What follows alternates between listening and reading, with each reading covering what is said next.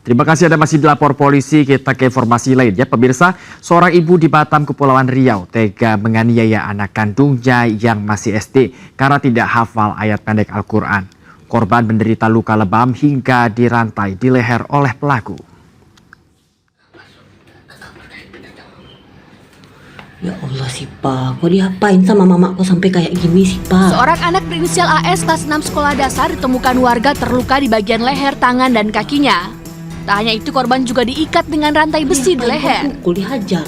Kondisi korban yang mengenaskan membuat tetangga panik dan melaporkan peristiwa ini ke polisi. Menurut polisi, korban mengaku dipukuli oleh ibu kandungnya sendiri, Zuraida, karena tidak hafal surat pendek di Al-Quran. Selain itu, korban juga tidak diperbolehkan berangkat sekolah. Peristiwa bermula saat korban sempat diam-diam memakai ponsel pelaku yang saat itu sedang tidur untuk mendengarkan ayat Al-Quran. Namun mengetahui korban memakai ponselnya, pelaku marah dan menganiaya korban serta mengikatnya dengan rantai besi. Polisi pun langsung menangkap ibu korban. Oh, itu rantainya. Dapat laporan dari tetangga yang kita bisa bilang menyelamatkan dia, yang mana tetangga itu melaporkan ke kita, langsung kita tindak lanjuti.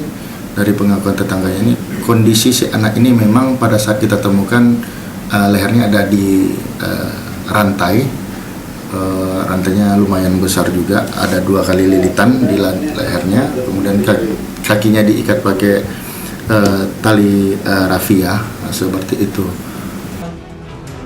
Polisi pun langsung menangkap ibu kandung korban. Pelaku memiliki 3 orang anak dan korban merupakan anak kedua serta yang paling kecil berusia 4 tahun. Sementara korban dan adiknya nantinya akan dirawat oleh putri sulung pelaku yang masih duduk kelas 2 SMA. Dari Batam, Kepulauan Riau, Gustiono Saha, iNews melaporkan. Polisi masih terus lidiki kasus dugaan persekusi siswa Gloria 2 Surabaya yang disuruh bersujud oleh orang tua murid. Belum ada tersangka, namun polisi telah periksa 8 saksi. Ya, ini minta maaf. Ayo minta maaf dan minta maaf. Sujud dan sujud. Dan apa-apa dan sujud. Sujud dan apa-apa. Sudah, yuk biar selesai. Menolong. Polisi terus menyelidiki kasus siswa Gloria 2 Surabaya yang disuruh sujud dan menggonggong oleh wali murid di Surabaya, Jawa Timur. Biaran dan. Kesalahannya kan memang ngomong dari temannya, Pak. Menurut Kabid Humas Polda Jatim, kedua orang tua siswa yang berseteru dalam kasus persekusi ini sudah berdamai, namun terus berlanjut karena pihak sekolah Gloria 2 Surabaya memutuskan untuk diproses hukum. Belum ada tersangka dalam kasus ini, namun pihak Reskrim Polrestabes Surabaya sudah memanggil 8 orang saksi, termasuk IV, terduga pelaku persekusi. Dari pihak sekolah ini terus menuntut untuk dilanjutkan. Namun demikian, ya kita terus melakukan pendalaman terkait dengan peristiwa ini. Ya, konstruksi hukumnya nanti seperti apa, gitu kan? Konstruksi peristiwa seperti apa, sehingga nanti kita bisa melakukan langkah-langkah berikutnya. Ya. Berarti proses hukumnya tetap berlanjut, Bang? Ya, Proses hukumnya tetap berlanjut. Iya, tetap berlanjut. Sudah diperiksa sekitar 8. Saudara A sendiri apa? Dan dari 8 sudah diperiksa. Dari 8 itu ada IV. Ini sudah diperiksa sebanyak 3 kali. Sebelumnya viral di media sosial, aksi seorang wali murid yang meminta siswa SMA swasta di Surabaya, ES, meminta maaf dengan cara bersujud dan menggonggong. Tak hanya itu, dalam video viral ini, pria ini meminta ES dengan cara membentak. Dari Surabaya, Jawa Timur, Nur Syafei, iNews melaporkan. Akibat tidak dibelikan handphone, seorang pemuda di Sidoarjo, Jawa Timur tega menganiaya ibu kandungnya hingga tewas.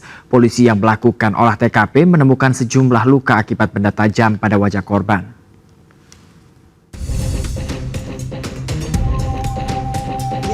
Inilah kondisi sesaat setelah warga mendobrak pintu kamar Suwati, wanita Parubaya yang diduga korban pembunuhan oleh anak kandungnya sendiri di Desa Tambakrejo, Kecamatan Waru, Sidoarjo. Saat ditemukan, kondisi korban telungkup dengan bersimbah darah di sekujur tubuhnya. Peristiwa mengenaskan tersebut diduga akibat cekcok pelaku dengan memaksa minta dibelikan handphone oleh sang ibu, namun belum dipenuhi oleh ibunya, dan pelaku yang kesal serta kalap mata langsung menikam korban. Ada beberapa luka di area wajah. Di dalam rumah itu sempat ada ribut Terus pada waktu dicek, didobrak dari luar, terus masuk ke dalam, ternyata di dalam sudah ditemukan ada korban dalam keadaan tergeletak, tengkurap. Saat ini jasad korban dibawa ke Rumah Sakit Pusdik Bayangkara Porong untuk dilakukan otopsi, sementara polisi telah mengamankan pelaku dan sejumlah barang bukti di sekitaran TKP. Dari Sidoarjo, Jawa Timur, Yoyo Agusta, iNews melaporkan. Tidak terima ditegur saat mengendarai sepeda motor secara ugal-ugalan, dua pemuda di Kota Bekasi, Jawa Barat menganiaya seorang wanita bersama dengan suaminya. Warga yang mendengar keributan langsung mengejar dua pemuda ini dan mengeroyoknya hingga babak belur. Tadi kakak yang dipukul ya?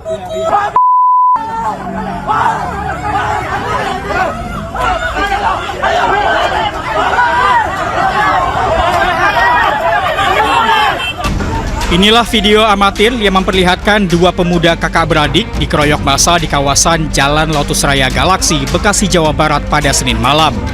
Dalam video tersebut, dua pemuda ini terlibat cekcok dan berkelahi dengan warga sekitar. Tidak hanya itu, salah satu pemuda bahkan diceburkan ke kali oleh warga.